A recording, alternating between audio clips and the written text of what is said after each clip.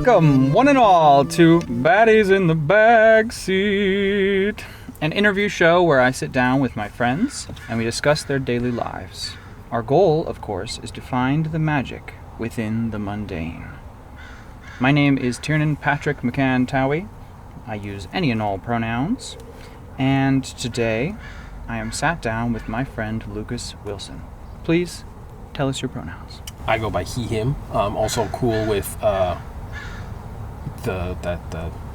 he's the one, I guess. I don't know. Just going for the joke of like that's him. I could never be him. The one. The one. The goat. I don't know. As long as you're not rude, I don't care. As long as you're not rude, we don't care. That's kind of what we're doing today. So my first question I have for you, Lucas, is how did we meet? This is a weird one because it's kind of High school, right? It was in high school because I had seen you in the halls before. Mm-hmm. We had kind of a weird. I feel like I have a pretty vivid memory of this, but please tell me how you remember it. Kind of a weird nickname for you because we had seen you around and you were kind of a like. Do tell. You were. The story behind Tiernan Towie? What is it? You were like, because there was another guy who we both saw you guys as kind of the hippie characters that were in our school. His name was Damon. He was really into doing a lot of music. He was a drummer at the time in the band, and I met this character once or twice. Yeah, and the way we saw it, because Damon was there for a long time, was like, oh, it's like Damon too. It's the other Damon, and because we didn't know your name at the time, we'd seen you a little bit. Mm-hmm. But then I finally met you through what once was a more mutual friend, as we were starting to play D&D, because I played D&D with this guy once before. Dungeons and Dragons. And then he was like, hey, I want to start running a campaign, because I got, I'm not playing with the other group anymore. I was like, okay, I'll join, so... And then I met Tiernan there, and then we started interacting more after that, because it was just kind of a... I was like, yes, the D&D, and then we I can remember the very first time I spoke to you. It was in a classroom, mm-hmm. and it was at lunchtime, and this is not a thing I typically did, but for some reason or other, I was eating in a classroom, and I can remember you coming in and saying hello to me, and talking about the upcoming game that we were going to be a part of, like you're saying, and then you walked off. Yeah, that's how we first met. Because I remember the friend was like, hey, this is the guy we're going to play with. You should go talk to him. I was like, okay. Where is he? He sent you on a little quest? Yeah. Then I found you in the classroom, and I was like, okay. Amazing. And then history continued. Yeah. From there, we've been hanging out ever since. Lucas, do you have any titles? Like, if someone asked you, what do you do, how would you respond? Current titles, I would just say I'm a custodian. But if we were going to go by titles given to me by friends, I have a lot. Okay. Because we have our mutual friend Tony, who has given me a lot of titles and goofy names. I don't remember most of them. What I'm specifically poking at, I think, here is your blacksmithery. Yes, I do that. I don't feel like I do it enough to really... But you're trying, and you do it. Yeah. I Maybe you wouldn't earn the title of Master Blacksmith, perhaps an apprentice or intermediate? I'd say apprentice at this point. Like, I've been doing it for a while, but it's just the frequency is... Mm-hmm. Not as much as I want. I'm trying to get my own shop set up right now, and it's taking forever because when you rent out a place, you can't really change much without the owners getting pissed off. So it's true. But you've started to hammer away at a few ideas. Mm-hmm. I'm making a little knife for a friend of mine, a friend of ours actually, and I started working on a few other things that I kind of put off to the side lately. Like I was working on making chainmail for a while. That's true. I remember that. And I kind of stopped doing that, partly because it's incredibly tedious, and I need to make several things to make it faster. I need to make a rig for like coiling up the chainmail. I would imagine that would take quite some time. Mm-hmm. So, and it's just like it is with most of my projects, I need to set things up before I can actually work on them. So it's taking me a lot of time. But you've posted once or twice going to like forges in different places, right? You've gone to places, you've gotten to hammer away. Yeah, what is it like to be in those places? Is it very hot? Yes and no. Yes and no. So, I mean, the forge is obviously incredibly hot, but you can step away and cool off pretty quickly. Okay, The only issue really is in summer, it's incredibly hot. But you're like, as long as you step away, have water, you won't get heat stroke, and that's really the thing you got to worry about. These sunglasses are a little uncomfortable. Let me just swap. Which, fun fact, you need to make sure you wear your eye protection if you ever do anything involving heat or metal at all. Because I have burned a hole in my thumb off of... What? Yeah. A hole in your thumb? Well, the scar's not there anymore. Like straight through? No. Breaking news. Not straight through, but like a piece... When you're working on metal, you're hitting it with a hammer, little bits of slag or scale will come off, like carbonized iron. Like, by the way, steel can burn. Like, it will burn, and what comes off is called scale. A piece of it came and fell on my thumb and like burned like a it's not very deep, but like a kind of deep cavity, that big. And then I just, instead of, I had to shake it off, and then after that it was just a really bad blister, and I didn't have any medical supplies, so instead I just bit a hole in my thumb and then kept going. You are a barbarian.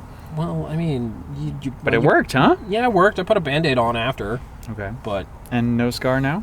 No weird pains? No, it's fine. It was just a little... There's a little... You can tell it's slightly a different color on my thumb, but that's about it. And you can't really see it. The average person's not going to see it. And that's how it is for most of it. So what you're saying is blacksmithing is a dangerous job? Yes. It can be very dangerous. If you mess up... Well, depending on how you do it. If you do coal forging, less dangerous. If you do with propane, you could blow up the place, but that's if you aren't safe with propane tanks. So have you heard any horror stories? No. That's good. No, because I mean, kind of going in with a clear conscience. That's nice. Yeah, because I mean, the worst I've ever heard is that someone burned themselves a little badly. Okay. That's it. And you probably go in with lots of protection most of the time, I would imagine. I have some people like to have aprons. Not everyone does. The general idea is you wear a shirt that you don't shirt, pants, and shoes that you don't care about, or work boots of some kind, because you're probably going to get the shirt burned or the pants burned. I usually go in with jeans or something because you can get more jeans. I do have an apron, so I don't worry about my shirts as much. You can wear gloves. It's kind of up to discretion, because some people have issues gripping things with gloves, so some people don't wear them, and they just say, screw it, my hands are going to get burned. I don't wear welding gloves or anything. I wear like slightly more heat-resistant gardening gloves. Okay. That's mainly it. So, I don't know why you got into blacksmithing. Obviously, it's cool.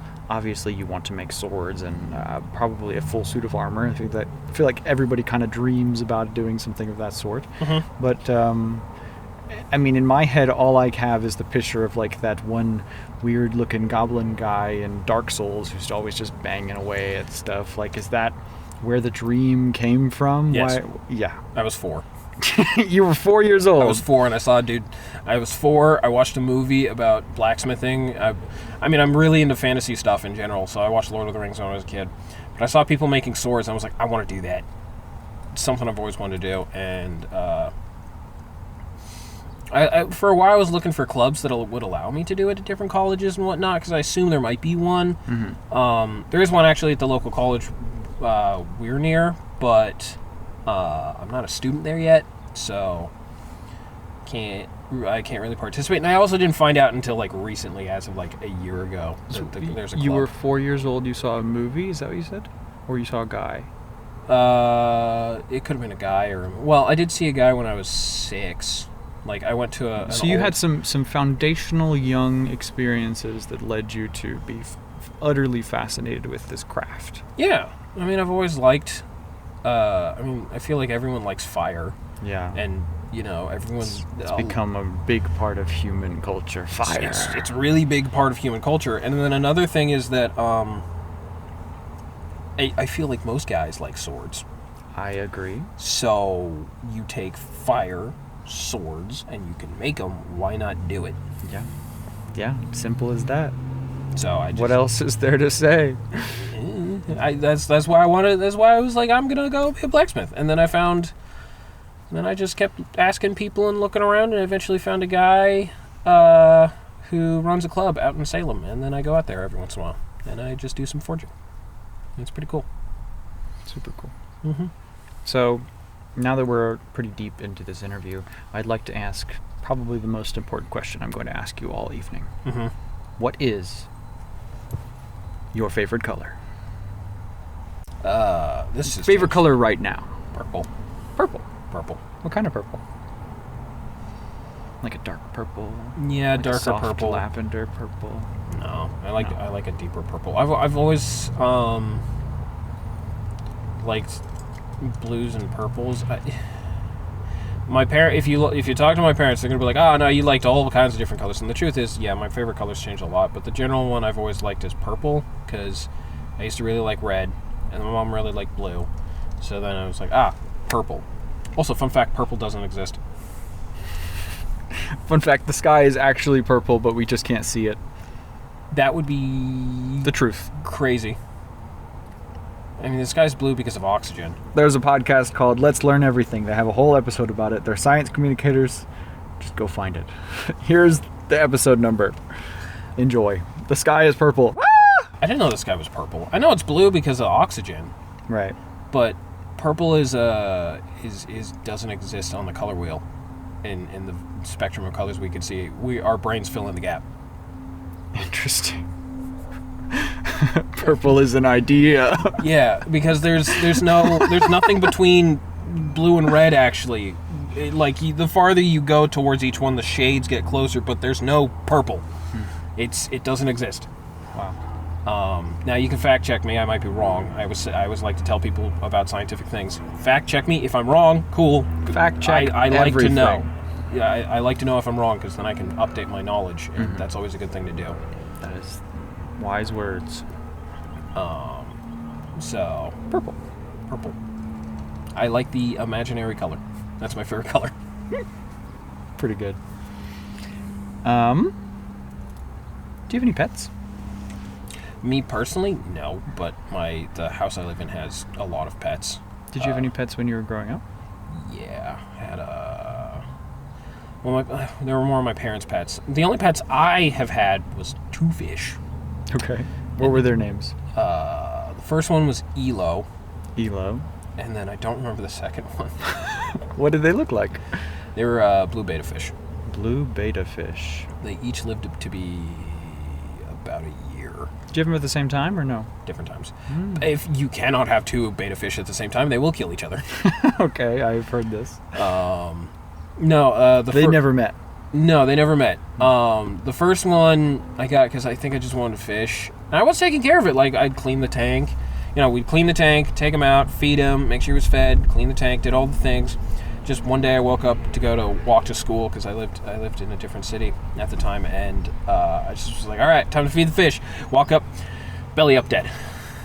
And I just like went to my mom. I'm like, hey mom, and she was like half awake. I'm like, hey mom, I wanted to let you know, Elo's dead. And she was like, oh, I'm sorry. I'm like, yeah, I gotta go to school. Just went to school.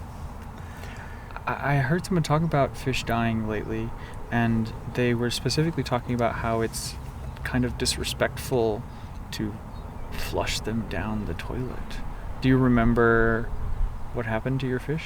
No, I think my mom dealt with it. I don't know what the correct answer is for how to dispose of fish, because... So maybe bury them? I mean, it is good for the soil. Mm-hmm. Those fish oils. Yeah, it's good for the soil. There's nothing wrong with doing that, but it's... I don't know what the correct answer is. I don't know. Some people I feel it's disrespectful to flush them down the toilet. I think the idea from that, if we're to take from the parents' perspective, is it's easy disposal. Yes. And then the lie they tell children is it goes out to sea, which isn't completely wrong since, depending on where you live, if you live close to the coast, that actually will happen. They'll essentially go out. What's left of their remains after every sewage processing facility is done with it will essentially go out to sea anyway. So it's not completely wrong, but Yeah. I don't know. I would assume burying it's not bad, or putting it in the local stream, so other creatures can consume it. Yeah. Wouldn't be bad. I don't know what my mom did for either fish because they both died after a year. But You're not really a big animal guy, huh? I like animals, but I guess I say that in the sense that you have been playing a druid in Dungeons and Dragons for quite a long time, and yet not quite an animal guy. Although I might add that the druid you play is respectful of animal kind and whatnot, but that's not really his main focus. no, I feel like I like animals. I will take care of them if people ask me to, but part of it is that I guess I'm a little jarred from watching them pass, especially when I get really close with them. Yeah. And I don't really like that because it's not a thing. Like, It's hard. We're going to live longer than they are. yeah. And for some things, it's easier. Like the fish. I mean, I was still a little shaken by it. I'm not gonna say I wasn't sad. Mm-hmm. Just the difference is, unlike the family dog, Yeah. where I've known the family dog almost all my whole life. The difference is like, man, I got to know this fish for like a year, and it was a fish. Yeah. It didn't do anything. What was the dog's name? Greta Greta. died when I was 9. Knew her almost all my whole life. That's hard. Yeah. I think it was harder on my dad in a lot of ways, though. I bet. But no, I'm not. I like animals. I don't mind taking care of them, but I mean, I'll probably, if I ever move out, we'll probably get a dog because I do like dogs a lot. Mm-hmm. But not big. Staying on the topic of animals, your partner has horses, Yes. and you are not a big fan of horses. Um. Why is that? You don't connect. No. Horses are cool. I'm not gonna say they aren't cool and awesome creatures, but They're big. having some knowledge They're strong. They're powerful. and also incredibly weak. Oh? Why do you say that? If one leg breaks, they die. If they lay on their sides too long, their intestines will get all tangled up and they'll kill themselves. Jesus. So, Dark horse facts. you live with someone who has horses, and they're your partner. Mm-hmm. They'll tell you weird things about them. It's kind of like, yes. You learn things about horses where it's like, this is awesome. And I mean, it's like taking care of any animal. You have to... any creature, to be precise. There are things you have to be careful of. There are things you have to do to take care of them. But unlike a dog, where the most you have to worry about is if it's too aggressive and it might bite you, and since most people are bigger than dogs, you can fight them off fairly easy. Yeah. A horse can bite you, and it will leave a mark. Yeah. And it can bite chunks off of your skin. Doesn't happen very often because they're not. They have those flat teeth, right? They have flat teeth, but they have big faces, and they are fairly strong. I mean... And they're like above you, come down for the chomp. Yeah, they can come down for the chomp. Not that they're going to, because they're herbivores. They're out there eating people. Well, there are some creatures Now I'm getting ideas, story ideas. Oh no. Fun fact, deer eat meat. Breaking And news. bones, Deer yeah. eat meat. Yeah, and bones. What the fuck? It's mainly when they're lacking nutrients. Oh, okay. Like Okay. a specific kind of nutrients. Once again, fact check me, I've heard this. Yeah. But it doesn't happen often because they're still herbivores. But if you're but some creatures will eat weird things if they're lacking a specific kind of nutrient to make up for the lack of it. I mean, dogs are carnivorous, but they still eat grass, Yeah. and it's to fix the fiber in their diet. It's the kind of thing of like every creature has what it's supposed to eat, but then they will eat something else to fix an issue. That's kind of the idea. But going back to horses, as far as I know, don't do that. Right. But, the thing I'm worried about is a very temperamental horse getting upset and then caving my chest in, because that's a thing they can easily do. Yeah, they're strong. And I'm actually fine with most horses, considering the fact I've only interacted with a total of like 4 in my lifetime, so half of them I'm cool with. Mm-hmm. But the other 2 are my fiance's horses, and one of them is really temperamental, and the other one's kind of like a pack animal and follows the other temperamental one around, so I'm kind of like, I'm good. And they're ponies. They're not like full-on horses. They're not that big. They're not taller than me, but they are still strong enough to cave my chest in. So I keep my distance because I don't know how to handle them. I'm not going to take a chance with it. Yeah, gotta be safe. Yeah, for me, it's a safety thing. It's less of a. I don't like horses. It's just these ones are.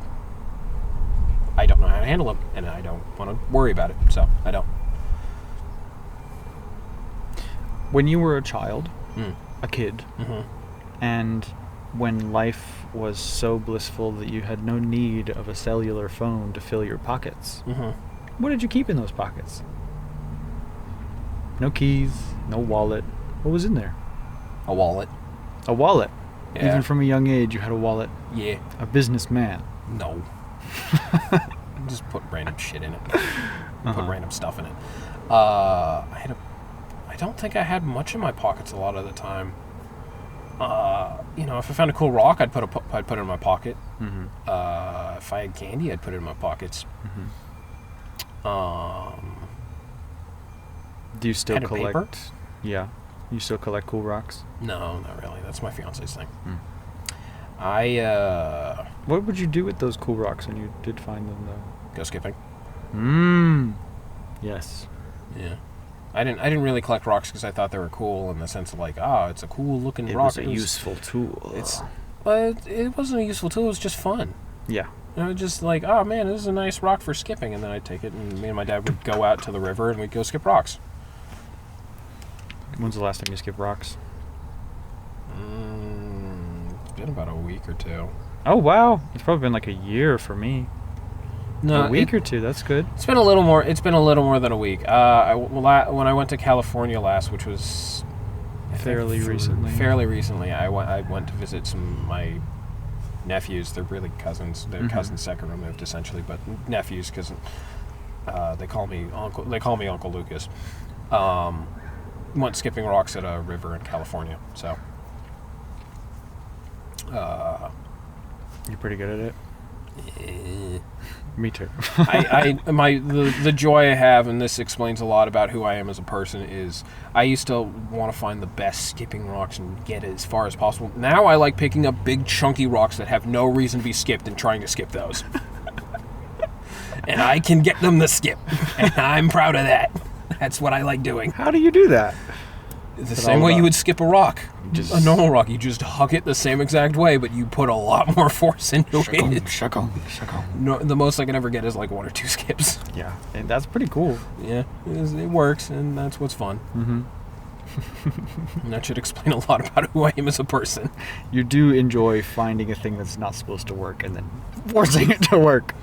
I like, if I can force it to work, sure, but if I have to finagle it, I'll also finagle. That's like, a I don't better mind. word. Yes, finagle. I don't mind, like, using technique or skill to make something work. But if I can force it with brute force, I will. Let's talk about art. Art. Specifically, like, what is the last piece of art that you made? What is something that you're very proud of?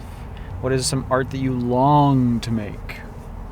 And what piece took the longest to make? Answer any of those or none of them, whatever you want. Just tell me about art, please. The last artsy thing I did. I do a bunch of things that could be considered art by some people. And I shall consider them as such. I don't. I'm saying this mainly because of I find it kind of pretentious too, but I'm going to mention it nonetheless. I like making alcoholic drinks. I have a TikTok channel where I make alcoholic drinks, partly for it's mostly for myself because it's kind of a database of drinks because I have several books, but it's like a database. What is that TikTok channel? a Wraith Ranger something on TikTok. It'll be on the screen there. Yeah, You're welcome. Yeah. But lately I haven't been doing that. I've been just doing root beer. I've just been comparing root beers because I haven't been drinking a lot of alcohol lately, so I just haven't been doing it. And root beer is good. Root beer is really good. It's my favorite soda. Mm-hmm. If you ever find me and you want me to like you, give me a root beer. I hope it doesn't have anything else in it, but Easy win. A lot of people, some people, I'm not going to say a lot of people, consider making certain alcoholic beverages and cocktails an art. I don't, because it sounds very pretentious to me. And it can be in some ways when you factor in presentation and a lot of the other skills that come into it. But I think you're allowed to be a little pretentious with the art that you're making. I think that's fine. I find it pretentious in the sense that the goal of making a good cocktail is for the consumption, not the look. And I think that's my personal take, is that if you're going off of the look of it, yeah, that can be artistry. I'm not saying that it isn't. I just feel like that shouldn't be the goal of making a cocktail, because you're making it for consumption, to give to someone to enjoy, to fit a meal, to fit a scene. Yeah. And it's to consume, to help them relax or do whatever else they want to do with it. I don't consider that art. I consider that good hospitality. It's a little bit of a different thing for me. But if you want to consider the look of a cocktail artistry, you can, because some people get really fancy with it and they can look really cool and be artistic. But I don't think it's necessary. Is mainly what I'm getting at. But the last thing I was working on, like I said, I consider blacksmithing to be an art. Mm-hmm. I haven't finished anything. Is the at issue? I finished one knife. Okay. And then I was working on, and then because I blacksmithed with a guy who was on the show Forged in Fire, and he actually won the competition. Because I'm blacksmithing with him, he's a bad influence on me. He's a good influence when it comes to hey, showing me how to do things and all this other stuff, but he's a bad influence when it comes to me working on projects. Because I finished the knife. I was like, okay, I finished my first project. This looks okay. I should work on something next. I'm like, I should probably make another knife. Maybe another one of the knives I made, just to kind of work on the process of it. And he's like, you should make a sword. And I'm like, I should probably make it. He's like, you should make a sword. I was like, I should make a sword. Oh no. So I started making a sword. And then my car got stolen, and I had This is true. the portion of the sword I was working on in the car, so I lost the sword I was working on. Mm-hmm. And so now I'm working on another knife, but it's a different knife than the last one I made. It's way more intricate. I'm making I keep wanting to say wakizashi, but that's not the correct word for it. That is a short katana. A wakizashi is a short samurai sword. They're usually about this long. I'm making a tanto, which is about this big. It's a little dagger, essentially. A little Japanese-style dagger. For a friend of mine who went to Japan. And he's got a kimono and a bunch of other stuff, and he was like, man, I'd like to have a tanto. I'm like, I can make it, so. Yeah. And that's what So you've given yourself a big challenge that has kind of slowed down the process of your art making. Mm-hmm. Because I've never done it before. But I think that's Doing something for the first time is tough. The fun of it for me. I mean, all blacksmithing I'm doing essentially for the first time. But yeah. I think that's the fun of it for me, is because if I just made the same knife over and over, I don't think I'd learn anything. I just learn how to make that one knife faster and faster, and it's a railroad knife. They're not anything special. You just take a railroad nail, and you flatten out the head, and then give it some edges. And that's it. You don't flatten out the head. You flatten out the nail bit. Like the head is the handle. Right. The head of the nail. The head of the nail is the handle, and then you flatten out the rest of it and turn it into a blade. And it's fairly straightforward and easy. So I don't think I'd learn anything from it. So I like challenging myself. So that's why I'm working on a tanto, and that's the most recent art piece I've been working on. And I'm getting pretty close to done, actually. right now. I got the actually most of it forged out. I just got to squish it down a little bit so it's to the right thickness, and then I have to extend out the hand. I got to work on because I got the handle almost done. Not the handle. I have what we call a tang, which is what the handle goes onto. It's what the handle goes onto. And there's multiple different constructions, but I got it worked out. That's that little piece that yeah. So if you look at a blade without the scabbard, the handle, or anything else on the crossguard, you'll just see a giant. You'll see the blade and the thin piece of metal usually going out after the blade. It's called a tang, and you attach the handle to that.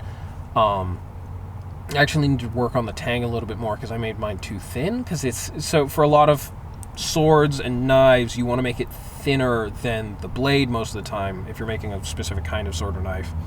But for Tontos, you actually want the tang to be almost the same size actually as the blade. Wow. In width and whatnot. So, but that's what I'm working on. Amazing. The next thing we're talking about is fictional worlds and ones in which you would like to live. Are there any? It's kind of a tough question. There's a lot of dark options out there. Yeah, and I'm not going to choose any of those because that would be bad. A lot of people will be like, I'd love to do Pokemon. And I was like, you don't want to be a Pokemon. Why? So the shows make it seem all happy and nice. You don't want to get like eaten by a Venusaur or something, or squashed by a Snorlax. Because fun fact, that's actually what it would be like. It would be dangerous. So as much as there is the shows and the games, there's actually a manga, like a comic series that you can read that actually shows off what it would be closer to, and people get cut in half. by whomst? Scyther? Yeah, I do. That's what I was thinking of. Yeah. There's a giant snake that gets cut in half by a Scyther. Here's a picture of Scyther. Big bug dude with blade arms. So that's a thing. Crow. I love crows. I really want to get into like learning what they love to eat and like figuring out what I can feed them to make them my best friends and stuff. Nuts and seeds. I really want to befriend a crow, but they don't come around my house enough. We see them around here all the time. I need to set up a whole crow shop. Well, the big thing about befriending crows is it's repetition. So yeah, they like learn your face and like so you have to tell other crows about you, and you have to feed them. Gosh, that's exciting. The same time almost every day. They're like any animal. You got to just train them to associate you with food, and they're like, "I love you now." Exactly. Except crows are really cool about it. So, but and so smart. Where would I live? Because you asked that question, and now my brain's like running through all the different things. There's so many. What about like the Dragon Ball world? No. Good. No. Because as strong as you can ever be, this is no offense to this character, would be like Tien or Krillin, and now they are ridiculously strong. But at the same time, you're probably just going to be probably just going to be your average dude, and what's going to happen is you're going to be working one day, and then your city's going to be blown up along with you, and then you'll get wished back like a year later. But you might not. They might forget about you. You might be one of the rando. There was in Dragon Ball Z Kai or Dragon Ball Z. There was a random farmer dude that shot Goku's brother, and he's just dead from now on. Yeah, it was like episode 1. Yeah, it was episode 1, because he gets alien crash lands. He's like, "What are you doing on my farmland?" Tries to shoot him with a shotgun. The dude catches a bullet, shoots it back at him. Dude's dead. He's never coming back because they didn't wish for him at all. Probably didn't even know he died. No, they didn't even know he died. It was because when they made the wish, they were like, for anyone that like Vegeta and Nappa, Vegeta and Nappa killed. That was their wish, because they blew up a city. That was the difference. It's like one farmer versus a whole city. Okay, we'll wish for the city to come back. I mean, if I'm wrong, they might have wished for all the people the Saiyans have killed to come back, which would include that guy. But I don't remember if they did that. I feel like it was just for Vegeta and Nappa. Yeah, I agree.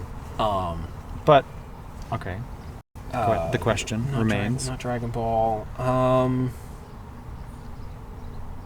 My brain went to Freerin. And I was like, nope, don't want to be there either.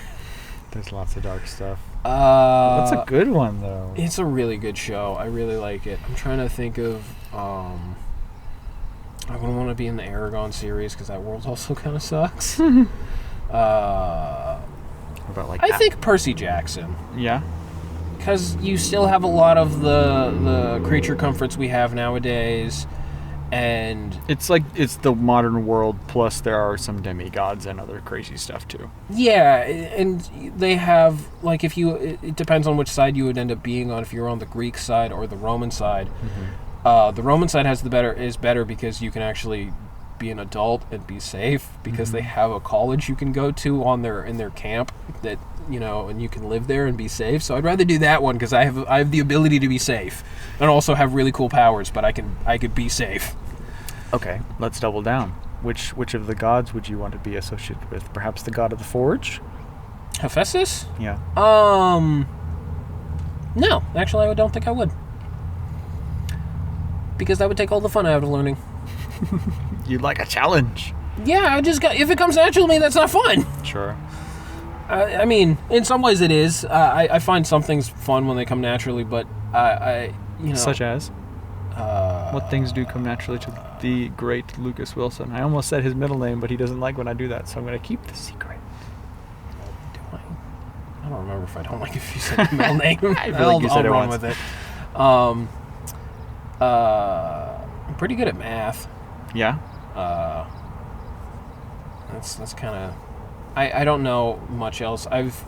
People say I'm talented at some things. I pick up things pretty quickly is the main thing. But I wouldn't say... I do have a difficulty when it comes to doing artistic things. Sometimes, I say sometimes because I've done... I feel like sometimes if I sit down and spend some time really working on a piece, I can actually get it to come out the way I want. Whether or not that looks good to other people is maybe an important factor to think about. But I feel like art is a different thing where it's really subjective. So I feel like art is one that I'm not great at, but I'm pretty good at some more technical things like. I'm okay at math. I'm not a mathematician, so. But technical things and a lot of memorization comes kind of easy to me sometimes, so. But the fun of living the world is learning things to me, and them being a challenge. Because if I understood everything really easily or quickly, the world would be boring.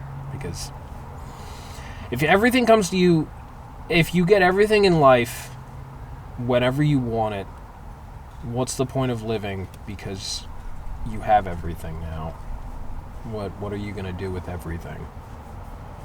So I like it when things are hard because it makes it fun. I love that. All right, let's finally do the thing we came here to do. Let's talk about Dungeons and Dragons. Ew. That's kind of like the big cornerstone of how we know each other. I feel like for the most part, the beginning of our friendship especially was like very much centered around like we show up at this time, at this house, in this basement to play this fucking game. Sorry, we started in a basement. We did. We very much started. Classic D&D basement start. Yep. Which of your many characters would you like to talk about today? We have too many. Truly. Maybe the current one you're playing? Rahu? Yeah, that'd be a good one. I'm not really sure where to...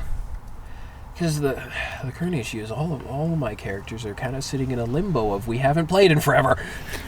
Yes. On the previous episode of this show, though, we did talk about, with Tony, we sat down and we talked about Elysius Cariz and his great tales. So perhaps it is fitting that we talk about the man who knows him well. So my character is a... I always find this goofy. So Rahu is my current character, who's a wizard. He's a lizard wizard. I have Okay, I have to say this because if my fiance He's an sees, illusionist. I'm an illusionist, but I have to say this thing. If I don't, my fiance is going to be pissing me. A lizard wizard with a gizzard that shoots out blizzards. Boom, boom, boom, boom, boom, boom, boom. He doesn't actually shoot out blizzards. He does illusions. That's true. Maybe he makes fake blizzards. Yeah, he could. He could. Mm-hmm. But not his thing. But I play a lizard folk wizard who's an illusionist who comes from space. It's true. Because I'm not my character is an alien to the world we are currently on, and he is the only lizard folk to ever be in existence, as far as anyone knows.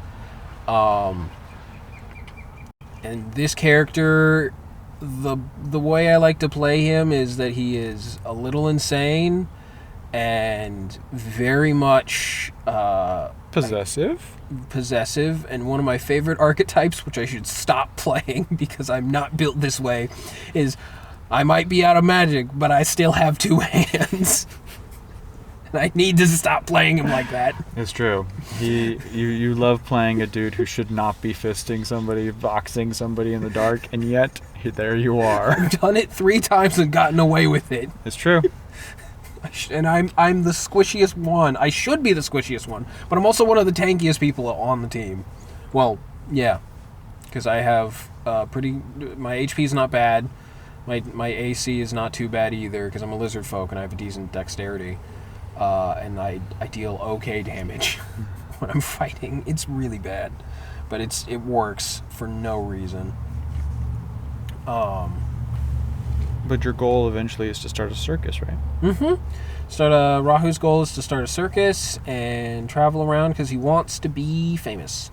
And a lot of people will be like, well, the easy way to do that is become a really powerful person. Like, you're not wrong. That is part of the goal because you need to become really powerful to have a well-working traveling circus because, if you get attacked by bandits, you got to be able to deal with the bandits. Yeah. So if you're weak, you can't do that. Mm-hmm. So being powerful is part of it, but, he wants to have lots of money and lots of fame.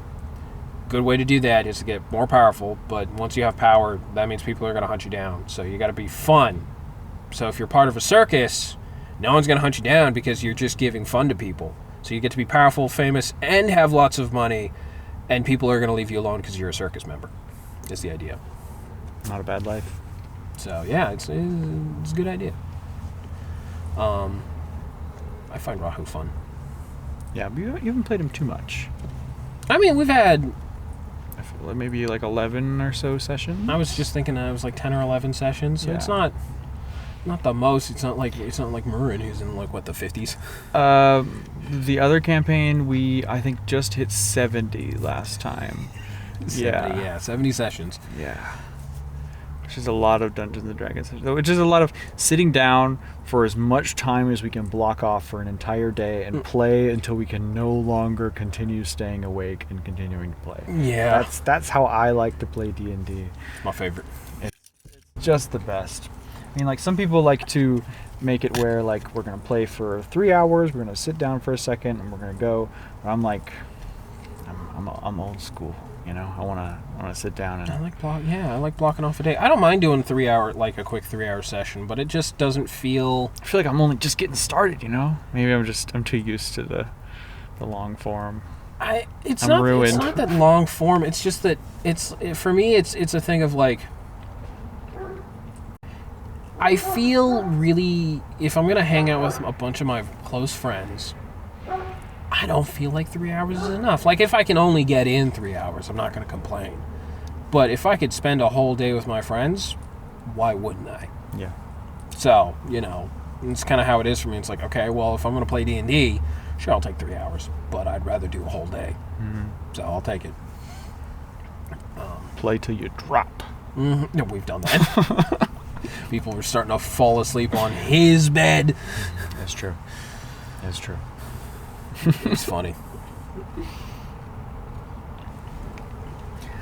What is something you wish more people knew about you?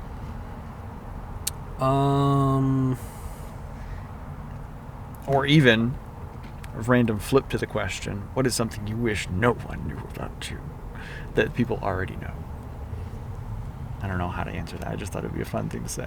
That is a fun thing to say, and actually a little bit... But it makes no sense because they're all going to hear. Good point. Will you promise not to tell anybody if he says something? No, they're gonna tell everyone. Just be a rat punk and tell everyone. I'm the evil man on your shoulder. Tell everyone. I requiesce. I don't know. There's not a lot. I'm kind of a... There's no secrets to your tale. There's nothing hiding in the shadows of Lucas Wilson. Well, of course there are. There's always... Everyone's got their little secrets and things. No, but we little people haven't earned such a right. I see how it is, Lucas.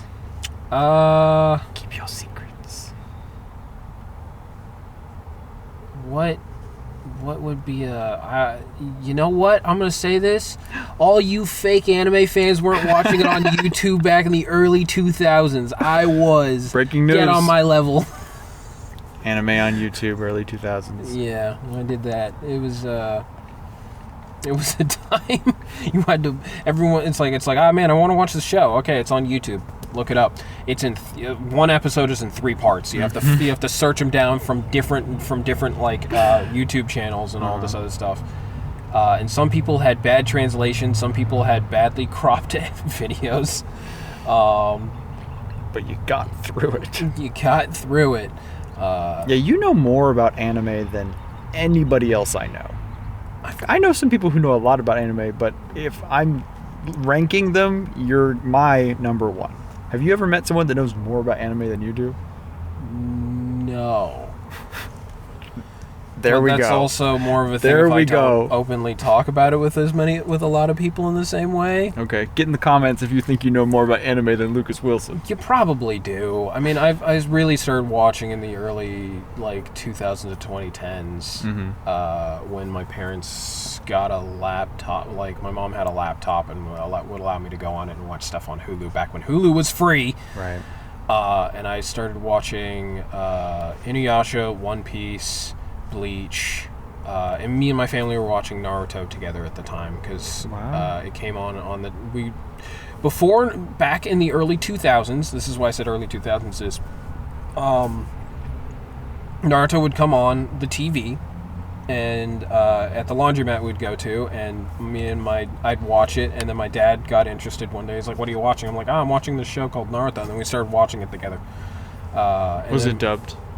Yes, it was dubbed at the time. I originally watched it dubbed.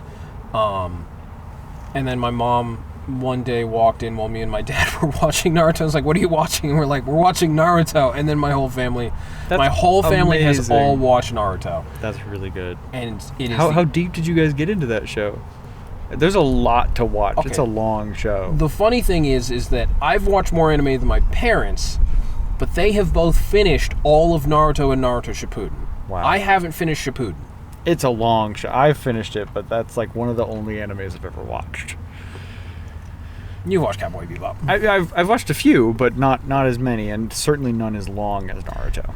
You watch Dragon Ball? That's also true, but I haven't seen all of Dragon Ball. Most of my Dragon Ball knowledge comes from like old GameCube video games. That's fair. Like I have played the shit out of those, and I'm like, yes, I know who Boo is and Super Boo, but only because they showed up one time to fight this version of Gohan. Beyond that, yeah, I'm spotty. What's your favorite ice cream flavor? Top 4? Top 4 is a little easier. Vanilla, mint, caramel, chocolate. Wow. Boom. Knocked it out. Yeah. Vanilla. Oh, wait, no, I take vanilla off and replace it with coconut. Oh. Coconut's pretty good. Vanilla is still really good. It's in the top because it's vanilla. It's the normal one. It's the normal basic one. You can get everywhere, and it goes well with a lot of things. Mm-hmm. I wouldn't say it's my favorite. It's just the most common. Right. There's a difference. Yeah. And when you were a kid, what kind of flavors were you going towards? Vanilla, chocolate, caramel. Wow, they've stuck with you. Yeah. They're good for a reason, huh? They're good for a reason. I don't like nuts. I don't really fuck with pistachio either. I feel like you were going to say that. Yeah, I don't like pistachio. Coffee's more of an acquired taste. Mm-hmm. I don't mind it as much now because I'm an adult and I have to drink. I have to have coffee sometimes. Right, you're a man. You're a man now. I prefer not to have coffee if I can avoid it. So coffee's not my favorite. Agreed. I'm not really a coffee ice cream person. I also don't drink coffee, so maybe that's on me.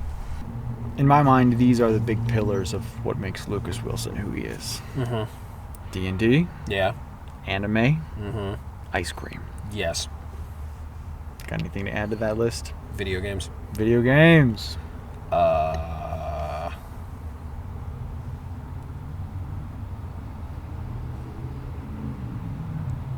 Kind of it. What more do you need? I mean, I'd like to add Are you blacksmithing not in there, but entertained? I don't do it enough for me to actually put it in there yet. Mm-hmm. Ice cream's one of my favorite things to eat. I watch a ton of anime. I've actually been cutting back lately. Oh, wow. This part of it is that Time? no, No? I can find time. You know, I if I'm really feeling it, I'll just put something on the TV while I'm doing chores in the room, like folding laundry and vacuuming and other things. I'll just kind of have it off in the corner. Right. So it's not a lack of time; it's a lack of interest in a lot of ways. Because something that'll happen. This is something my dad complains about because he's been alive for a long time and he loves watching movies. Is that you start watching so much that you start seeing tropes and patterns and things, and I've had issues with this with books because I actually used to read a ton. I don't read as much. I'm trying to get back into it a little bit by reading other things. But I have a bad habit now of I'll look at a scene that's happening. I'll be like, oh, this is what's going to happen. And then it'll happen. I'll be like, yeah, because I've read and watched so much that it's a pattern at this point. Yeah. And part of the reason I'm not reading as much is I tried reading a couple of books that were somewhat interesting in the beginning, and then I noticed what the pattern was, and I was like, and then I would skip like several chapters ahead and be like, I was right. This is exactly what was going to happen. I'd kind of flip through the pages and be like, yep, that's so I didn't finish those books in the sense of like I didn't read them all the way through, but that's because I knew what was going to happen by the end. Like I figured out almost all the story beats. And that sucks the joy out of it. Yeah, it doesn't, because if I know what's going to happen, it's not fun, because that's the whole point of enjoying a story. You don't know, like, you enjoy the story because you want to know what happens. The unknown. But if I know what happens, it's not fun. Sure. And some things you can get away with by knowing, like, you know, if it's a really fun kind of story. A good example I could give is I'd watch Megamind again. I'd watch. That would be fun. I'm down. Yeah, Megamind's a really fun story. Like, I know everything that happens. I memorized it. But How many times have you seen it? like 3 times. Oh, wow. I only saw it once when I was little in the theaters. I have a pretty good memory when it comes to most movies and a lot of things. So it's actually a reason why I don't reread or replay or rewatch a lot of movies, because Same. I can remember almost everything that happens. Yeah. I'm not a big, especially with books, I'm not a big rereader. I think I've reread one book ever. No, a few books. It was the Percy Jackson series. I reread a few of those books because I was really bored and I liked them. They're good books. They're good books. I don't replay games a lot unless I really enjoy the gameplay loop. I don't rewatch movies except for Lord of the Rings. Sure. Have to do every so many years. You got to just get back in there. It was almost a yearly occurrence for me and my family.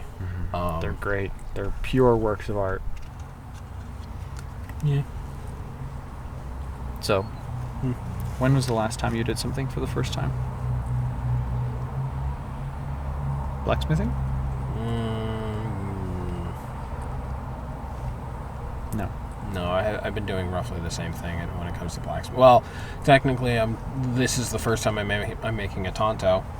I mean, you could, but it's a long thing. But a lot of the things I'm doing to make it, I've done before, such as using a hydraulic press, hammering. I did put in bevels. No, not bevels. Edges for where the tang comes out. That's the first time I've done that properly. So I mean, yeah, there's a lot in blacksmithing I've done for the first time. But I don't always like to consider that, because when you're super new to something, everything's a first. I'm trying to think of something that's like I haven't like at all done before. Like it's completely new and it's not like a practice of something. I love this question, by the way. It was posed by my friend Alexa, and she's amazing. And it's my favorite question. I think about it all the time. I'm constantly asking people, and they're always stumped. And it's great. Actually, fun fact, this isn't my first interview. This is not your first interview. Who interviewed you? It was our best friend's Jay's. It was Jay's dad. It was for like a college thing though. Oh, on camera? Recorded. It was just an audio recording. Audio, yeah. It was just an audio recording. He asked me a bunch of questions about stuff because he was his degree was in family psychology and health. It was a long time ago. Cool. This is also not my first time ever being recorded for a video. Because I'm in a movie my dad made. Ooh. I'm technically the main character. Whoa. Well, no. Mr. Potato Head is the main character. Obviously. Yeah. We all knew that, though. Mr. Potato Head turns into fries, and then I eat him. Right. No one's ever going to see this movie. I have never seen it either. It's something my dad has on a hard drive somewhere and has shown me the whole thing once. Unreleased short film. Amazing. The storied life of Lucas E. Wilson. My initials are Lou. If you add a D to it makes it funny. Wow. I'm really trying to think. More recently, this was a little bit ago, but I participated in a convention where I was actually and this is still related to blacksmithing, but I participated in a convention not as like, hey, I'm going to show up and look around, but as an actual demonstration, like a demonstrator. I actually did a demonstration and gave a talk piece about some stuff. That was the first time I've ever done that. Wow. Yeah. That's pretty cool. All right. What are your last words? Frijoles.